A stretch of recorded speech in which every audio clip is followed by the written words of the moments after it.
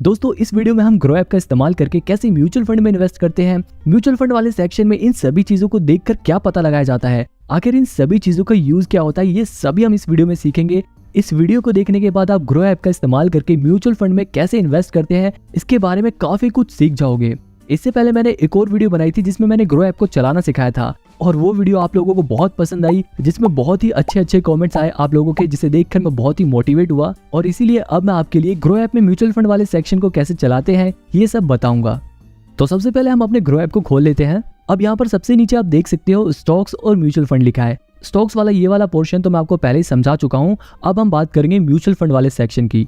तो यहाँ पर मैं म्यूचुअल फंड पे क्लिक करता हूँ। अब यहाँ पर पूरा म्यूचुअल फंड का सेक्शन खुल गया है। सबसे ऊपर यहाँ पर देखो ये लिखा है पॉपुलर फंड्स। यहाँ पर हमें वो म्यूचुअल फंड दिखाता है जो लोगों में सबसे ज्यादा पॉपुलर है। जैसे कि यहाँ पर दिखा रहा है Nippon India small cap fund जिसने 51.8% पिछले 3 सालों में रिटर्न दिया है। ऐसे एक और दिखा रहा है आईसीआईसीआई प्रूडेंशियल कमोडिटीज फंड जिसका 53% पिछले 3 सालों में रिटर्न था। ऐसी पराग पारिक फ्लेक्सी कैप फंड जिसका 31% पिछले 3 सालों में रिटर्न था। ऐसी हमें ये और भी कुछ पॉपुलर फंड्स दिखा रहा है। अब इसके नीचे आप यहाँ पे देख सकते हो equity small cap, equity sectoral thematic या फिर इक्विटी फ्लेक्सी कैप। इन सब के बारे में हम अभी आगे वीडियो में जानेंगे। अब देखो यहाँ पर कोने में लिखा है ऑल म्यूचुअल फंड्स। अगर आप इस पे क्लिक करते हो ना तो आपके पास सभी म्यूचुअल फंड की लिस्ट खुल जाएगी। जैसे यहाँ पर आप स्क्रॉल करके देख सकते हो बहुत सारे हमें म्यूचुअल फंड्स दिखा रहा है। आप यहाँ से भी म्यूचुअल फंड को चुन सकते हो और इन सभी म्यूचुअल फंड का पिछले 3 साल का रिटर्न भी हमें साथ ही साथ दिखा रहा है। आप इस 3 साल को बदलकर 5 साल भी कर सकते हो। यहाँ पर हमें फिर 5 सालों का रिटर्न दिखा देगा। आप इसे 1 साल में भी कर सकते हो इस पे क्लिक करके। मतलब आप पिछले 1 साल का, 3 साल का और 5 साल का रिटर्न देख सकते हो यहाँ से। अब हम यहाँ पर फिर से बैक करते हैं। अब इसके नीचे देखो यहाँ पर आता है कलेक्शंस। यहाँ पर लिखा है high return, SIP with 500, tax saving, large cap, mid cap, small cap. आखिर इन सभी चीजों का मतलब क्या है? तो सबसे पहले हम नीचे वाले सेक्शन पे आते हैं और लार्ज कैप, मिड कैप और स्मॉल कैप को समझते हैं। अब देखो इन सभी चीजों को समझाने से पहले मैं आपको जल्दी से बता दूं कि म्यूचुअल फंड क्या होता है। म्यूचुअल फंड में देखो क्या होता है, बहुत सारे लोग अपना थोड़ा थोड़ा पैसा फंड मैनेजर को देते हैं और ये फंड मैनेजर प्रोफेशनल लोग होते हैं। ये प्रोफेशनल्स हमारे पैसों को अलग अलग जगह पर लगाते हैं ताकि वो वहां से रिटर्न कमा सके और वही सब रिटर्न यहाँ पर लिखा रहता है। मतलब हमारे पैसों को इन लोगों ने अलग अलग जगह पर लगाया और उन्हीं पैसों से जो रिटर्न मिला वो यहाँ पे हमें दिखाया जाता है। तो भाई अब सवाल ये आता है कि आखिर ये अलग अलग जगह कौन सी होती है जहां पर फंड मैनेजर हमारे पैसों को लगाते हैं। तो देखो जो फंड मैनेजर होते हैं ना वो हमारे पैसों को इक्विटी में लगाते हैं, बॉन्ड में लगाते हैं, डेट में लगाते हैं। इक्विटी यानी कि वही शेयर मार्केट में लगाते हैं और डेट यानी कि वो हमारे पैसों को ब्याज पर देते हैं, यानी कि वो हमारे पैसों से ही पैसों को बना रहे हैं। और इसके बदले में फंड मैनेजर को क्या मिलता है? इसके बदले में फंड मैनेजर उस रिटर्न में से थोड़ी सी फीस अपनी ले लेता है। तो मतलब म्यूचुअल फंड में फायदा ये है कि अगर किसी को शेयर मार्केट के बारे में नहीं पता, उसको ये नहीं पता कि अपने पैसे कहाँ पर इन्वेस्ट करे कि उसका पैसा बढ़े, तो उन लोगों को म्यूचुअल फंड में इन्वेस्ट करना चाहिए। क्योंकि हमारा ये शेयर को ढूंढने का, कहाँ पे पैसे लगाने हैं, ये काम फंड मैनेजर करेंगे और भले से उसके बदले वो थोड़ी सी फीस ले लेते हैं लेकिन अच्छी जगह तो इन्वेस्ट करते हैं।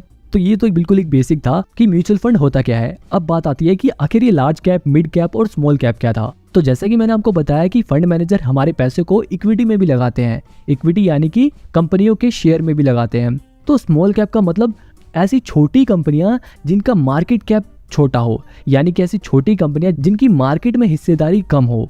लार्ज कैप ऐसी कंपनियां होती है जिनका मार्केट में हिस्सेदारी बहुत ज्यादा होती है, जिनका मार्केट शेयर बहुत ही ज्यादा होता है। और मिड कैप में मीडियम साइज की कंपनीज आती हैं। मतलब कि small cap, mid cap, large cap, इन चीजों का पता ये लगाने के लिए किया जाता है कि कंपनी के पास कितना मार्केट है, कंपनी कितनी बड़ी है। अब जैसे अगर आप स्मॉल कैप में क्लिक करोगे ना तो ये हमें ऐसे म्यूचुअल फंड्स दिखाएगा जिसमें फंड मैनेजर ने छोटी कंपनियों के शेयर्स में इन्वेस्ट कर रखा है, यानी कि छोटी कंपनियों में इन्वेस्ट कर रखा है। अब देखो छोटी कंपनियों में पैसे लगाने का फायदा ये होता है कि छोटी कंपनियों में रिटर्न ज्यादा मिलता है, यानी कि छोटी कंपनियों के बड़े होने की संभावना ज्यादा होती है ना। जब छोटी कंपनी ग्रो होगी तो उसमें प्रॉफिट ज्यादा बनने के चांसेस रहते हैं। हालांकि छोटी कंपनियों में दिक्कत भी यही होती है क्योंकि वो कंपनी छोटी है इसलिए उसमें रिस्क ज्यादा है। क्या पता वो कंपनी कंपटीशन में सरवाइव ना कर पाए, इसलिए छोटी कंपनियों में रिस्क ज्यादा होता है लेकिन उसमें प्रॉफिट की अपॉर्चुनिटी बहुत ज्यादा होती है, उसमें प्रॉफिट बनने के चांसेस बहुत ज्यादा होते हैं। अब देखो यहाँ पर आपको टेंशन लेने की जरूरत नहीं। जो हमारे फंड मैनेजर होते हैं वो इस काम में एक्सपर्ट होते हैं। वो अपने हिसाब से बेस्ट स्मॉल कैप कंपनियां चुनते हैं जिनके ग्रो होने के चांसेस बहुत ज्यादा होते हैं। अब जैसे यहाँ पर हमें क्वांट स्मॉल कैप फंड दिखा रहा है, इसमें नीचे देखो लिखा है ना इक्विटी स्मॉल कैप, यानी कि ये जो म्यूचुअल फंड है इसमें जो फंड मैनेजर होते हैं वो स्मॉल कैप कंपनियों में पैसा लगाते हैं। देखो नीचे लिखा भी हुआ है इक्विटी स्मॉल कैप। ऐसे Nippon India, ICICI prudential small cap fund, ऐसे बहुत सारे स्मॉल कैप फंड हमें दिखा रहे हैं। यानी कि जितने भी फंड्स हमें दिखा रहे हैं ये सभी छोटी कंपनियों में लगे हैं जहां पर रिस्क तो है लेकिन प्रॉफिट की अपॉर्चुनिटी बहुत ज्यादा है। आप देखो ये जितनी भी स्मॉल कैप वाली म्यूचुअल फंड्स हैं उन सभी के रिटर्न 40% से ऊपर है। क्वांट स्मॉल कैप फंड ने तो 65% रिटर्न दिया है। और अगर हम इसका 5 साल का करके देखें तो हमें 5 साल का भी डाटा दिखा दे कि 5 साल में किसने कितना रिटर्न दिया है। अब मिड कैप में ऐसे क्लिक करके देखें तो मिड कैप में जो थोड़ी मीडियम साइज की कंपनियां होती हैं उस कंपनियों में फंड मैनेजर ने पैसे लगा रखे हैं। मतलब ये जो फंड्स हमें दिखा रहे हैं वो ऐसे फंड्स हैं जिसमें मिड कैप कंपनियों में पैसा लगा हुआ है। यहाँ पर आप देखो इन सभी के नीचे लिखा हुआ है mid cap mid cap mid cap, यानी कि मिड कैप कंपनियों में इनका पैसा लगा हुआ है।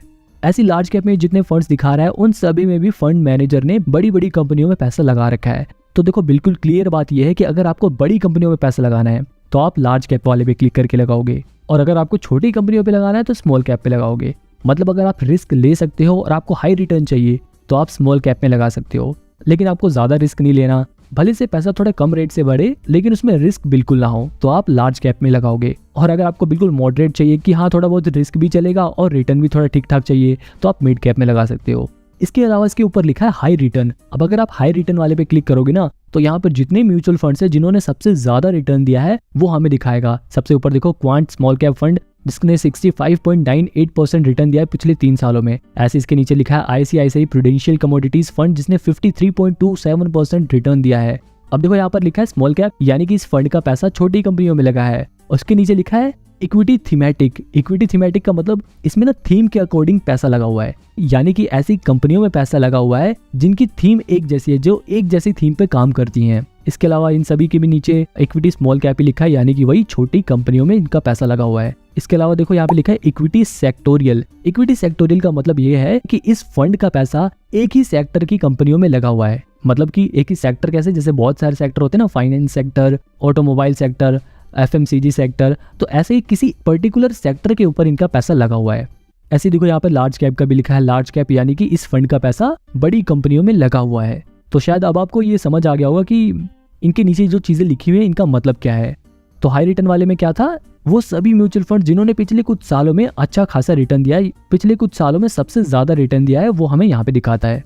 अब इसके अलावा देखो यहाँ पे लिखा है टैक्स सेविंग। अब ये टैक्स सेविंग क्या है, टैक्स सेविंग वाले पे अगर आप क्लिक करोगे तो यहाँ पे हमें वो ऐसे म्यूचुअल फंड्स दिखा देगा जिसमें अगर आप अपना पैसा लगाते हो तो आपको टैक्स में थोड़ी राहत मिलेगी। ये जो यहाँ पे लिखा है ना इक्विटी ELSS, ELSS का मतलब होता है इक्विटी लिंक्ड सेविंग स्कीम, यानी कि अगर आपको सरल भाषा में बताऊं तो अगर आप इस फंड में पैसा लगाते हो तो आपको टैक्स में राहत मिलेगी। अब इसके बारे में अगर आपको और डिटेल में जाना तो आप मेरे को कमेंट में बता देना। फिलहाल अभी इतना ध्यान रखो कि यहाँ पर हमें वो म्यूचुअल फंड्स दिखाते हैं जिनमें पैसा लगाने से आप जब टैक्स भरोगे तो आपको थोड़ी छूट मिल जाएगी। अब इसके अलावा यहाँ पर एक बचा है SIP विद 500। अगर आप इस पे क्लिक करोगे तो यहाँ पर हमें ऐसे म्यूचुअल फंड्स दिखा देगा जहाँ पर आप 500 रुपए से भी अपनी SIP स्टार्ट कर सकते हो। SIP मतलब सिस्टमेटिक इन्वेस्टमेंट प्लान, मतलब कि आप 500 रुपए से इन म्यूचुअल फंड में इन्वेस्टमेंट चालू कर सकते हो। अब वापस ऊपर जाते हैं और यहाँ पे जो लिखा था इक्विटी स्मॉल कैप या फिर इक्विटी सेक्टोरियल और थीमेटिक, अब शायद ये आपको समझ आ गया होगा। अब जैसे अगर मेरे को Nippon India small cap fund के बारे में थोड़ा और जानना है तो मैं क्या करूंगा, इस पे क्लिक करूंगा और इसके बारे में मेरे को सारी डिटेल्स दिखा देगा। अब जैसे यहाँ पर दिखा रहा है कि पिछले 3 सालों में 51.8% इसने रिटर्न दिया है। मतलब कि अगर आपने 100 रुपए लगाए होते तो वो आपके पैसे 151 रुपए हो जाते। ऐसे अगर हम इसको पिछले 5 सालों का अगर एवरेज देखा जाए तो लगभग 19% ही इसने रिटर्न दिया है। ऐसे अगर हम इसको पिछले 1 साल का रिटर्न करके देखें तो पिछले 1 साल में इसने 30% का रिटर्न दिया है। ऐसे ही आप यहाँ पर इसकी सारी परफॉर्मेंस को देख सकते हो। अब इसके नीचे हम थोड़ा और आते हैं, यहाँ पर देखो रेटिंग लिखा हुआ है, यानी कि इस फंड को 5 में से 4 की रेटिंग मिली हुई है। इसके नीचे लिखा हुआ फंड साइज, जिसमें हमें दिखा रहा है 26,293 करोड़ का इसका फंड साइज है। इसके अलावा हम मिनिमम 100 रुपए से भी अपनी SIP स्टार्ट कर सकते हैं, यानी कि हम हर महीने 100 रुपए इन्वेस्ट करके भी म्यूचुअल फंड में इन्वेस्ट करना स्टार्ट कर सकते हैं। और इसके ऊपर यहाँ पर NAV 110 रुपए जो लिखा हुआ है, ये हमें आज करंटली इसका प्राइस क्या है वो दिखा रहा है। यहाँ पे अगर आप करंटली करके देखो तो ये हमें आज यहाँ पे दिखा रहा है 24 तारीख को इसकी करंट वैल्यू 110 रुपए 20 पैसे है। अब इसके नीचे आता है सबसे इंटरेस्टिंग चीज, रिटर्न कैलकुलेटर, और ये फीचर मेरा सबसे फेवरेट है। यहाँ पर अगर आप इस पे क्लिक करोगे तो यहाँ पे देखो लिखा है मंथली SIP और वन टाइम वाले में देखो यहाँ पे लिखा है 20,000 रुपए। मतलब अगर आप एक बार में 20,000 रुपए इस म्यूचुअल फंड में लगा देते तो 1 साल में आपके वो 20,000 रुपए 25,860 रुपए हो जाते, यानी कि लगभग 29% वो पैसे आपके बढ़ गए होते। अगर आप 3 साल पहले इसमें 20,000 रुपए लगाते तो आपके वो पैसे लगभग 70,000 रुपए हो गए होते। इसी तरह अगर आप 5 साल का करके देखो, अगर आप 5 साल पहले 20,000 रुपये लगाते तो आपके वो 20,000 रुपये 48,150 रुपये आज के टाइम पे होते, है ना इंटरेस्टिंग। अब देखो इसके बगल में है मंथली SIP। अगर किसी के पास इकट्ठे पैसे नहीं है लगाने के लिए और वो हर महीने थोड़े थोड़े पैसे लगाना चाहता है तो वो मंथली SIP कर सकता है। और यहाँ पर हम मंथली SIP का रिटर्न कैलकुलेट करेंगे। मान लो आप 3 साल पहले हर महीने 10,000 रुपये इस म्यूचुअल फंड में SIP के जरिए इन्वेस्ट करते तो आपके वो पैसे कितने बढ़ जाते वो हमें यहाँ पे नीचे दिखा रहा है। आप टोटल 3,60,000 रुपये लगा देते अगर आप 10,000 रुपये 3 साल तक लगाते, और आपके वो 3 लाख रुपये 5,54,000 रुपये हो गए होते, यानी कि लगभग 54% आपके वो पैसे बढ़ गए होते। अब देखो ज़्यादातर लोग ऐसे भी हैं जो हर महीने 10,000 रुपये इन्वेस्ट नहीं कर सकते। अब मान लो अगर आप सिर्फ 1,000 रुपये करके देखो, या फिर चलो 500 ही करके देख लेते हैं, तो अगर आप 500 रुपये भी 3 साल तक बचा कर इस म्यूचुअल फंड में लगाते तो आप टोटल 18,000 रुपये सेव कर लेते। 18,000 रुपये लगा चुके होते और आपके वो 18,000 रुपये लगभग 28,000 रुपये हो गए होते, यानी कि 54% बढ़ गए होते। अब देखो आपको मंथली SIP करनी चाहिए या वन टाइम SIP करनी चाहिए, ये टोटली आप पर डिपेंड करता है। अब देखो इसके नीचे लिखा है होल्डिंग्स।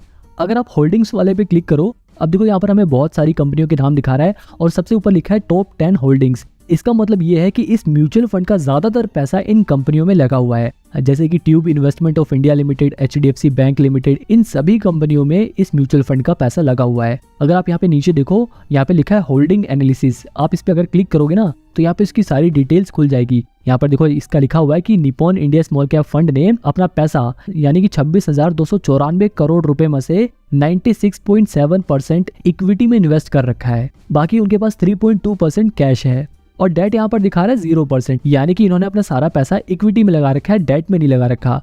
अब देखो इसके नीचे लिखा है इक्विटी सेक्टर एलोकेशन, यानी कि जो 96.7% वाला हिस्सा था, आखिर उसमें कहाँ पैसे लगा रखे हैं, किन किन सेक्टर में पैसे लगा रखे हैं, उसकी डिटेल्स हमें यहाँ पे नीचे दे रखी है। ये जो 96.7% मतलब कि लगभग 25,500 करोड़ रुपए इन्होंने किन किन सेक्टर्स में लगा रखे हैं, उसकी सारी डिटेल्स हमें यहाँ पर दे रखी है। अब जैसे इन्होंने देखो यहाँ पे लिखा है, ये जो ब्लू वाला पोर्शन है ये कैपिटल गुड्स में 17%, सबसे ज्यादा इन्होंने पैसा अपना कैपिटल गुड्स में इन्वेस्ट कर रखा है। इसके अलावा इन्होंने केमिकल्स में भी 10% इन्वेस्ट कर रखा है। फाइनेंशियल सेक्टर में इन्होंने 13.3% इन्वेस्ट कर रखा है।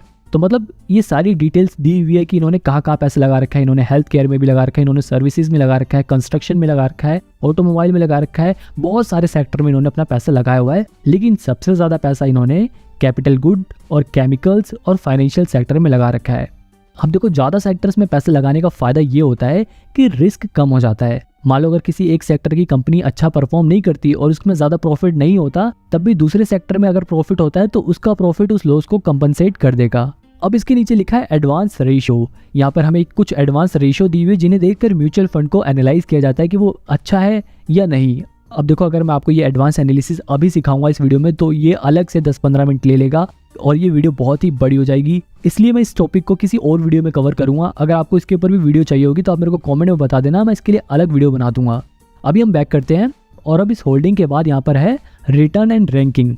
अगर हम इस पर क्लिक करें, पिछले 5 साल में, 3 साल में, 1 साल में जो इस फंड की रिटर्न परसेंटेज है वो हमें यहाँ पर दिखा रहा है, यानी कि पिछले 5 सालों में 19.2% इस फंड ने रिटर्न दिया है। पिछले 3 सालों में लगभग 50% का रिटर्न इसने दिया है, मतलब 50% पैसे बढ़ गए हैं। ऐसे इसके नीचे कैटेगरी की एवरेज परसेंटेज भी दी हुई है, जैसे यहाँ पर 14.2%, 43%, 18%। इस कैटेगरी की यानी कि इक्विटी स्मॉल कैप जो फंड्स होते हैं उनकी एवरेज ग्रोथ कितनी रही है और इसकी ग्रोथ कितनी रही है। तो देखो सिंपल सा मतलब ये है कि इस कैटेगरी के जो फंड होते हैं वो पिछले 5 सालों में 14% का रिटर्न देते हैं, लेकिन इस फंड ने 19% का रिटर्न दिया है। ऐसे 1 साल में देखो तो यहाँ पे दिखा रहा है इस कैटेगरी के जो फंड होते हैं वो 18% का रिटर्न दिया है एवरेज, लेकिन इस फंड ने 29.3% का रिटर्न दिया है। आई होप अब आपको ये समझ आ गया होगा। इसके अलावा देखो यहाँ पे लिखा है रैंक इन कैटेगरी। यहाँ पर इस फंड को इनकी कैटेगरी के हिसाब से रैंकिंग भी दी हुई है कि पिछले 1 साल में इसकी रैंकिंग 3 की रही है, लेकिन अगर पिछले 3 सालों का रिटर्न देखा जाए तो इस फंड को 2 की रैंकिंग मिली हुई है। अब रिटर्न एंड रैंकिंग आपको क्लियर हो गया होगा। इसके बाद आता है सिमिलर फंड्स। ये जो हमारा ये Nippon India small cap fund था, इसके जैसे जो और भी म्यूचुअल फंड्स हैं वो हमें यहाँ पर दिखा रहा है, जैसे कि क्वांट स्मॉल कैप फंड्स ने 66% रिटर्न दिया है और कोटक स्मॉल कैप फंड जिसने 48% रिटर्न दिया है। ऐसे ही हमें कुछ और भी फंड्स दिखा रहा है। अब सिमिलर फंड के बाद आता है expense ratio, exit load and tax. Expense ratio मतलब क्या होता है, जैसे कि मैंने आपको बताया था कि हमारे पैसे को फंड मैनेजर अलग अलग जगह पर इन्वेस्ट करता है। अब भैया फंड मैनेजर हमारे पैसे को लगाएगा तो खुद भी कुछ पैसे लेगा, वो अपने इस जो म्यूचुअल फंड का है उसका एडवर्टाइजमेंट करेगा, तो उसका एडवर्टाइजमेंट कॉस्ट आएगी, वो उसका भी खर्चा उसमें जोड़ेगा। तो टोटल इस फंड का जो खर्चा आया, यानी जो खर्चे आते हैं वो 0.82% है, यानी कि जो टोटल रिटर्न होता है उसमें से ये जो 0.82% है वो ये अपना एक्सपेंस काट लेते हैं। यानी कि अगर आप इस म्यूचुअल फंड में इन्वेस्ट करने के बाद 1 महीने के अंदर ही एग्जिट हो जाते हो, 1 महीने के अंदर ही अपने पैसे वापस निकाल लेते हो, तो आपके ऊपर 1% का एग्जिट लोड लगेगा, यानी कि 1% आपके चार्जेस कट जाएंगे। इसके अलावा नीचे लिखा है स्टैम्प ड्यूटी ऑन इन्वेस्टमेंट। अगर आप इस म्यूचुअल फंड में पैसे लगाओगे तो आपका जो टोटल अमाउंट रहेगा उसका 0.005% स्टैम्प ड्यूटी के नाम पर कटेगा। यहाँ पर देखो लिखा है return are taxed at 50% if you redeem before 1 year, यानी कि अगर आप 1 साल से पहले इस म्यूचुअल फंड से अपने पैसे निकाल लेते हो तो आपका जो भी रिटर्न रहेगा उस पर 15% टैक्स कटेगा। यहाँ पर देखो ध्यान देने वाली बात यह है कि आप जो पैसा लगाओगे उस पर जो रिटर्न मिलेगा, यानी कि जितना पैसा बढ़ेगा उस बढ़े हुए पैसे पर, यानी कि उस रिटर्न पर 15% टैक्स कटेगा। अब इसके नीचे देखो एक और बात लिखी है कि after 1 year you are required to pay LTCG, यानी कि long term capital gain tax आपको 10% पे करना पड़ेगा। यानी कि जो आपका रिटर्न है वो 1 साल में 1 लाख रुपए से ज्यादा होता है तो आपको उस पर 10% का टैक्स भरना पड़ेगा। अगर आपको थोड़ी कंफ्यूजन हो रही होगी ना तो आप इसे थोड़ा बैक करके दोबारा से सुनो, आपको समझ आ जाएगा। अगर आप इस पे क्लिक करोगे तो यहाँ पर उन फंड मैनेजर्स के नाम दिखा देगा जो आपके पैसे को अलग अलग जगह पर इन्वेस्ट कर रहे हैं। जैसे यहाँ पर दिखा रहा है समीर रच। अगर आप इनकी व्यू डिटेल पे क्लिक करोगे तो यहाँ पर दिखा रहा है कि जो समीर रच हैं, यानी कि जो फंड मैनेजर है यहाँ के, उनकी एजुकेशन क्वालिफिकेशन क्या है। जैसे कि यहाँ पर दिखा रहा है कि जो मिस्टर रच हैं उन्होंने BCom ऑनर्स कर रखी है VG वाजे कॉलेज मुंबई से, और इनको इस निपॉन इंडिया म्यूचुअल फंड में काम करने से पहले हिंदुजा फाइनेंस, MK रिसर्च जैसी कंपनियों में काम करने का एक्सपीरियंस है। ऐसे ही ये 3 फंड मैनेजर्स के नाम दिखा रहा है जिनकी एजुकेशन क्वालिफिकेशन और उनका एक्सपीरियंस को आप यहाँ से देख सकते हो। अब देखो इसके नीचे लिखा है fund house and investment objective. Fund house मतलब ऑर्गेनाइजेशन, ये हमारे देश के 6ठे नंबर पर आने वाली म्यूचुअल फंड ऑर्गेनाइजेशन है जिसके पास टोटल 2,77,915 करोड़ की असेट है। मतलब इन्होंने टोटल इतना सारा पैसा फंड्स में इन्वेस्ट कर रखा है। और ये जो ऑर्गेनाइजेशन है निपॉन इंडिया म्यूचुअल फंड, ये कब बनी थी, यहाँ पे वो डेट भी लिखी हुई है कि 30 जून 1995 को ये इनकॉर्पोरेट हुई थी। अब देखो ये निपॉन इंडिया म्यूचुअल फंड तो एक ऑर्गेनाइजेशन है, और ये जो Nippon India small cap fund direct growth है ये एक स्कीम है, ये एक फंड है। यानी कि ये ऑर्गेनाइजेशन है और ये एक फंड है, यानी कि एक तरह से उनकी कैटेगरी है जिसमें वो पैसा लगाते हैं। अब इसके नीचे यहाँ पर इनका इन्वेस्टमेंट ऑब्जेक्टिव भी लिखा है कि ये जो Nippon India small cap fund scheme है, इनका ऑब्जेक्टिव ये है कि ये ऐसी छोटी छोटी कंपनियों में पैसा लगाएं जहां पर ये लॉन्ग टर्म में ज्यादा रिटर्न दे सके। अब इसके बाद आता है other plans in the same fund. अगर आप इस पे क्लिक करोगे तो यहाँ पर दिखा रहा है कि ये जो Nippon India mutual fund organization है ये और कौन कौन से फंड चलाती है। तो यहाँ पर देखो Nippon India small cap fund, direct bonus, IDCW, ये इनके और भी कुछ फंड्स हैं जिनमें हम पैसा लगा सकते हैं। तो यहाँ पर ये सारी चीज़ें हमने कवर कर ली। ये बहुत सारी चीज़ें थी जिन्हें कवर करने में काफ़ी टाइम भी लग गया। इसके अलावा देखो यहाँ पर ये ऊपर छोटा सा लिखा हुआ है ना, वेरी हाई रिस्क। मतलब जैसा कि मैंने आपको बताया था कि छोटी कंपनियों में अगर पैसा लगाए तो वहाँ पर रिस्क भी ज़्यादा होगा। तो यहाँ पर उन्होंने वो पहले ही लिखा हुआ है कि अगर आप इस फंड में अपना पैसा लगाते हो तो यहाँ पर रिस्क ज़्यादा रहेगा। अब वापस बैक करते हैं। अब ये सब तो हमने कवर ही कर लिया है। अब इसके नीचे लिखा है क्विक एक्सेस। अगर आप किसी और ऐप में म्यूचुअल फंड में इन्वेस्ट करते हो तो आप उस म्यूचुअल फंड को यहाँ पर भी मैनेज कर सकते हो इस इंपोर्ट फंड वाले पे क्लिक करके। तो यहाँ पर आप अपना नंबर डालोगे तो आपने अपने नंबर से जो भी म्यूचुअल फंड होल्ड कर रखे होगे, यानी कि अपने दूसरे प्लेटफॉर्म पे जितने भी म्यूचुअल फंड खरीदे होगे वो यहाँ पर आपको दिखा देगा, आप उसे यहाँ पर इंपोर्ट कर सकते हो। अब इसके बगल में है NFO लाइव। यहाँ पे क्या होता है, जब कोई पहली बार नया म्यूचुअल फंड आता है और उसमें लोग पहली बार अपने पैसे लगाते हैं तो वो इस NFO लाइव वाले सेक्शन में दिखाता है। अगर आप इस पे क्लिक करोगे तो यहाँ पर जितने नए म्यूचुअल फंड अभी आए हैं वो सभी हमें यहाँ पर दिखा रहा है। उनकी लॉन्च डेट यहाँ पे हमें दिखा रहा है और उनकी क्लोजिंग डेट कब है ये भी हमें बता रहा है। अगर आप इन पे क्लिक करके देखोगे तो इसके बारे में सारी डिटेल्स आपको दिखा देगा कि इस फंड हाउस का ऑब्जेक्टिव क्या है, इसमें मिनिमम इन्वेस्टमेंट कितनी चाहिए, इसके अंदर एग्जिट लोड और टैक्स इम्प्लीकेशंस क्या होंगी, वो सभी डिटेल यहाँ पर आपको दिखा देगा। अगर आप यहाँ पर एक बार में पैसे लगाकर इन्वेस्ट करना चाहते हैं तो 1 टाइम पे क्लिक करना होगा, और अगर आप मंथली पैसे इसमें इन्वेस्ट करना चाहते हैं तो आपको स्टार्ट SIP पे क्लिक करना पड़ेगा। तो अभी हम बैक कर देते हैं। इसके अलावा इसके बगल में कंपेयर का ऑप्शन दिया हुआ है। ये काफी यूजफुल ऑप्शन है क्योंकि आप इसकी मदद से 2 म्यूचुअल फंड को आपस में कंपेयर कर सकते हो। अब जैसे यहाँ पे नीचे आपको दिखा रहा है ना ICICI प्रूडेंशियल कमोडिटीज फंड और Nippon India small cap fund दिखा रहा है ना, अगर हमें इन दोनों को मान लो कंपेयर करना है तो हम इस पे क्लिक करेंगे कंपेयर वाले ऑप्शन पे, और यहाँ पर हमें एड अ फंड वाले पे क्लिक करना होगा और यहाँ पर हमें उस फंड का नाम डालना पड़ेगा। जैसे मैं यहाँ पे डाल देता हूँ ICICI प्रूडेंशियल कमोडिटीज फंड, ये दिखा रहा है सबसे ऊपर। मैंने इस पे क्लिक कर दिया। अब इसके बगल में मेरे को दूसरा म्यूचुअल फंड ऐड करना पड़ेगा, जैसे मैं यहाँ पे डाल देता हूँ Nippon India small cap fund, ये सबसे ऊपर दिखा रहा है। मैंने इस पे क्लिक कर दिया। अब ये इन दोनों म्यूचुअल फंड का डिटेल कंपैरिजन करेगा, जिसमें उनके रिटर्न्स को, उनके रिस्क को, उनकी रेटिंग्स को, सबको एनालाइज करेगा। अब अगर आप नीचे स्क्रॉल करोगे तो यहाँ पे फंड डिटेल्स दिखा रहा है। अगर आप इस पे क्लिक करोगे तो पिछले 1 साल के डाटा के ऊपर ये इसने कंपैरिजन किया है। यहाँ पे देखो ये रिस्क बता रहा है कि ICICI प्रूडेंशियल में हाई रिस्क है, लेकिन Nippon India small cap fund में ज्यादा रिस्क है, क्योंकि वो स्मॉल कैप फंड है। हालांकि रेटिंग यहाँ पे सिर्फ निपॉन इंडिया की दिखा रहा है, ICICI की नहीं दिखा रहा। इसके अलावा आप दोनों ही म्यूचुअल फंड में मिनिमम 100 रुपए से अपनी SIP स्टार्ट कर सकते हो। एक्सपेंस रेशियो की बात करें तो ICICI प्रूडेंशियल फंड में एक्सपेंस रेशियो ज्यादा है, जबकि Nippon India small cap fund में कम है।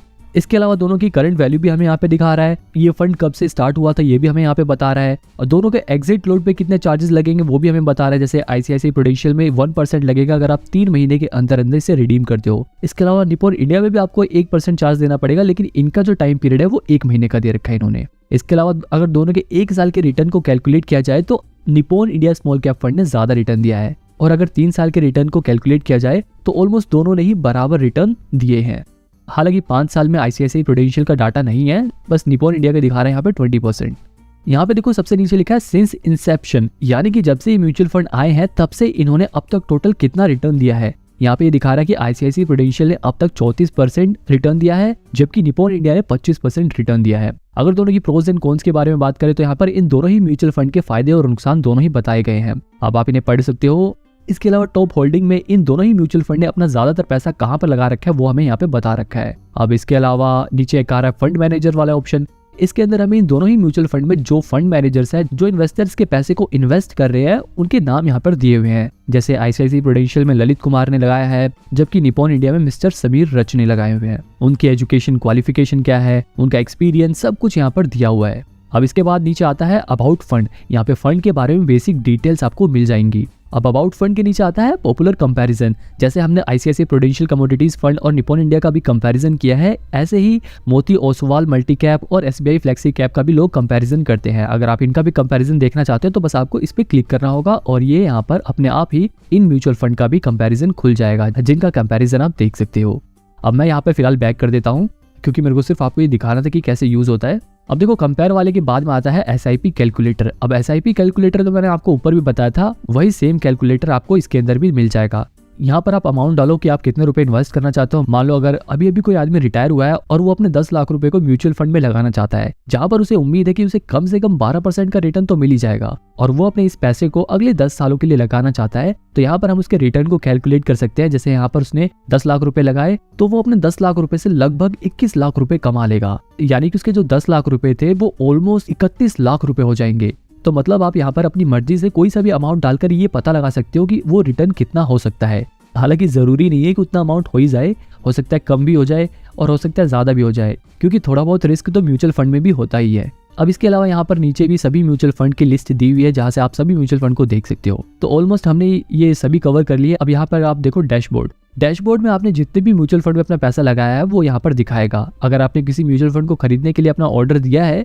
तो वो यहाँ ऑर्डर्स में दिखाएगा। अब देखो मेन बात यह आती है कि आपको म्यूचुअल फंड में इन्वेस्ट करना चाहिए या नहीं करना चाहिए। तो देखो यहाँ पर सबसे इंपॉर्टेंट बात यह है कि अगर आपको शेयर मार्केट के बारे में कुछ भी नहीं पता और आपको ये समझ नहीं आता कि मैं किस शेयर में इन्वेस्ट करूं, मैं किस कंपनी में अपने पैसे लगाऊं कि मेरे पैसे बढ़ जाएं, तो देखो ऐसे लोग अपने पैसा म्यूचुअल फंड में लगा सकते हैं, क्योंकि म्यूचुअल फंड में हमारे पैसे फंड मैनेजर लगा रहे हैं जो एक्सपर्ट है इस काम में। अब देखो म्यूचुअल फंड खरीदते कैसे हैं वो मैं किसी और वीडियो में बताऊंगा। ये वीडियो बहुत ज्यादा बड़ी हो गई है। इस वीडियो का मेरा मेन ऑब्जेक्टिव यही था कि मैं आपको ग्रो ऐप में म्यूचुअल फंड वाले सेक्शन के बारे में सिखा सकूं। अगर आपको ये वीडियो थोड़ी सी भी हेल्पफुल लगी हो तो आप इस चैनल को सब्सक्राइब कर लो। मैं जल्दी ही म्यूचुअल फंड्स के ऊपर बिगिनर्स के लिए एक नई सीरीज लेके आऊंगा जो आपके लिए काफी हेल्पफुल हो सकती है।